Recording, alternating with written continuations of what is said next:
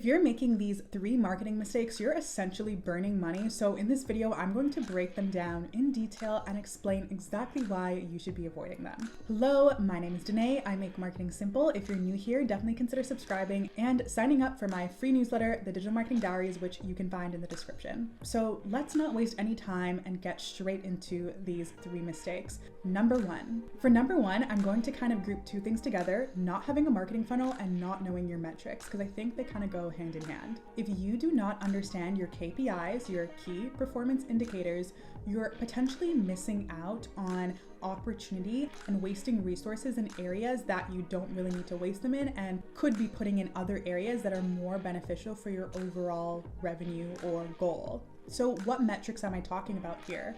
First of all, knowing roughly how many touch points your customer needs before they purchase your product, where most of your customers find you and what makes them eventually click purchase, knowing your conversion rate for specific ads or landing pages that you have, and going back to the touch points, how much money it costs for you to get a customer to actually purchase. And also important, the lifetime value of your customers. So how many times are people coming back and purchasing, if they even are? Having all of these metrics allow you to assess what campaigns are most beneficial, what you can take from them to redo to make other campaigns, and what mediums are giving you the best results and driving people to take action, so you can invest your resources in those mediums before expanding elsewhere. And don't get me wrong, I love to go against the grain and be a little bit more creative and emotional with marketing. I think that a lot of these strategies and numbers and that sort of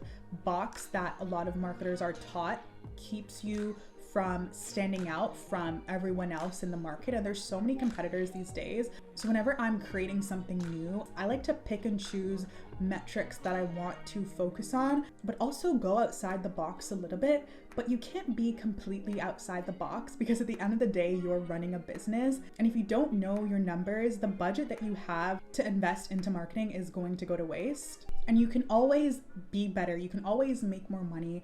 And especially if you have a business that you really want to impact people's lives with it and get, the word out. If you're really solving huge problems for people, you're really solving huge problems for people. And maybe you're like, I'm not money driven. I don't really care about, increasing the numbers. I like where we're at now. Even if that's the case, you want to ensure that you're reaching the most amount of people that you possibly can. And there's always ways to optimize for growth, but you can't do that unless you know the numbers. So if you're not sure how to analyze the numbers yourself, it's so important to invest into a marketer or an agency who can help you do so. And then from there, even if it's just a consultation call for you to kind of get an understanding and grasp of what's going on in the back end, and then make those iterations yourself, or fully getting a done for you service, someone to go in and check out what you have going on and then implementing that for you. And this also ties into your marketing funnel, because if you don't have a funnel, you don't understand how people are finding you and the process they're going to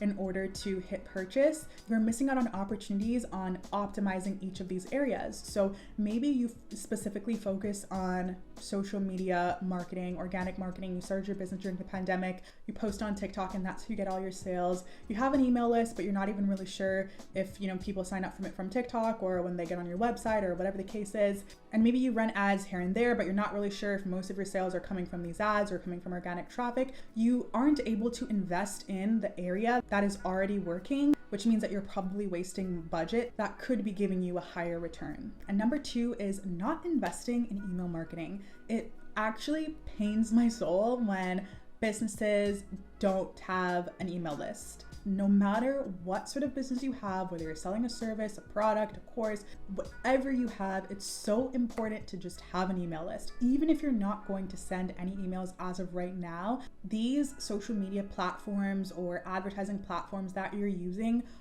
you don't own them, and one day they can be taken away from you. I've heard stories of people who started $1 million businesses through advertising on Facebook, for example, and then their Facebook ad account gets banned and they are doomed. Their business just completely falls apart because they don't have this thing that was driving all of their revenue. But if they had their emails of customers who saw their ads and signed up or did a quiz, they would be able to still target them through email marketing. So I can't stress enough, if you don't have an email list, to start an email list. It's really, really valuable, and it's not outdated. It's not something that's oversaturated. If done correctly, you can have very personalized emails that in turn will be probably your most engaged audience, especially if you're a service provider, or like me, for example, my newsletter, where I'm able to share a little bit more about me and share more valuable tips. Those people that are signed up to my newsletter are probably the most engaged audience I have. And if I were to ever promote something or sell something, I know that my email list is probably the likeliest group of people to purchase, rather than, you know, someone who just saw one TikTok of me and followed me. If done correctly, your email list can drive ton of conversions, be your most engaged audience, and allow you to really personalize and target messages in a way that you don't have the ability to on other platforms. So please, please, please invest in email marketing. And last but definitely not least, mistake number 3, not mixing your content types. It's so important to diversify your content types on, let's say, TikTok, Instagram, maybe Snapchat, or even email, to different types of content. So a lot of brands might just double down on what's working for them, which is good, but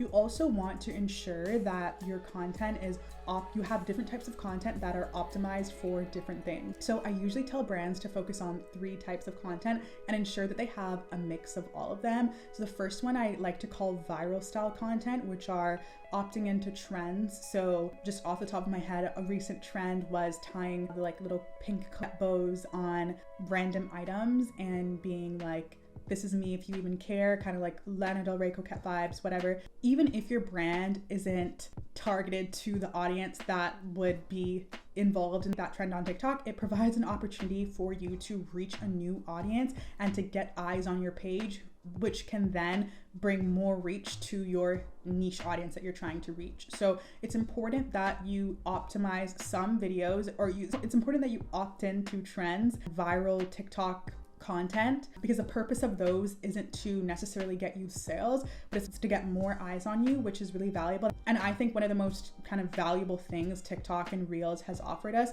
more awareness, just awareness in general. I think other platforms are optimized to really convert people, but those platforms is just for eyes, and the amount of eyes you can get on your content is insane. So ensuring that in your mix of content, you have viral style, trendy content included, and you try as many trends as possible. And something to note, I think a lot of people feel like, oh, if I do this trend and the video flops, then it's done. You can just do the trend again and again and again until it works. I think that, you know, we have these rules in our head, these arbitrary rules, or that we kind of just make up. But if you try trend and it doesn't work, change the wording, change the lighting, do a different version of it and see if it works. I've done that multiple times with my own content and seen a complete difference. I remember I posted the same video on Instagram Reels a week apart. Once it got 1 million views, and the first time I did it got like 10,000. Completely different. Maybe just a change of word or adding a headline in the first 3 seconds. So very, very important, viral content. The second mix of content that I think is really, really important to incorporate is that value educational content. So the longer content for the audience that follows you and they know what you offer and are maybe interested in buying, but they don't really have enough information. And of course, they're going to get that from other mediums like email, because you're going to go implement your email list after watching this video if you haven't already. Of course, there's other areas they can get that, but in case they aren't opted into those other mediums, or just generally it's an easier way to reach them, you want to provide valuable content. So maybe if you're a skincare product, you show how people are using the product. If you are a service provider, maybe show behind the scenes of how your consultation calls looks, or how the, you know, copywriting package looks, and how you set up things for your clients, and kind of just providing value in the sense where they understand how your product works or what your product is doing for them, or other supplementary information about the overall process. So if you were a copywriter on social media, you might be talking about other digital marketing services or problems you know your target audience is having trouble with. And similarly, if you're selling a product, if someone is opting into your product for a specific problem that they're having, they might care about something else that you know how they can solve. So incorporating educational style content. Now, this style content might not go viral, but that doesn't mean you need to private it and keep it. That content is there, so when your content goes viral, those people can then come on your page and see so much valuable information and get everything they need to know. It's kind of like a landing page on your social media platforms by having this educational value add content. And then I would say number 3 is your authentic or personal style content. So this is where or another term I like to use is motivational style content. So this is where it might be founder facing, or you might have a person that is the face of the brand, or you might just share more insight in the brand storyline. If you don't know your brand storyline, I definitely recommend watching my brand strategy video, which I'll try and link. The purpose of this video is to give a more robust view or understanding of who your brand is, what you do, what you offer, who's behind the scenes, the tea. Really give them the tea. We started this brand because XYZ. I used to struggle with acne. I used to get rashes, and now I have this new makeup product that doesn't give me rashes when I put it on. And you're talking on like a FaceTime personal level with your audience. No matter what you're selling, you can do this. And I think a lot of people try and stay away from this because guru marketers will tell you that people don't care about, the business owner and why you build a brand, which is true to an extent. But I think in 2024, people really value authenticity, and they know what's going on. They know people are starting businesses, maybe for a come up, maybe to get quick money. So being able to differentiate yourself in a way where you're being more authentic and one-to-one with your audience is great. And that doesn't mean you have to come on video as a founder and speak, but I think it requires a type of authenticity that a lot of people don't provide on their social media platforms. So even if it's just going into depth about the type of chemicals that you use in your product and why you made those certain decisions, and you can even use like an AI voiceover or just do a carousel photo slide of it. Or it could be something as simple as, showing